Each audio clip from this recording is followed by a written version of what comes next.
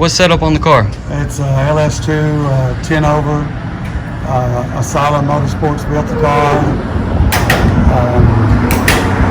LSA heads, old John spec cam, K1 crank garage, Wasco pistons.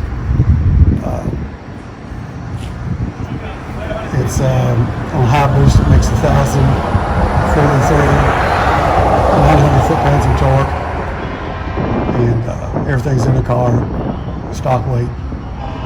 Twin 62's UPP system.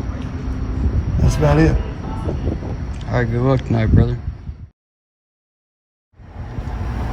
What's set up on the car? LS 4.8 liter stage 2 turbo camshaft from BTR. Small little baby turbo, 76 PS racing. Tran? 4L80. What's set up for the car? Street, strip? A little bit of both. A little bit of both? On some baby boost. Any plans for the car? No, I really just kind of keep it how it is. It works the way it is now, so kind of leave it alone.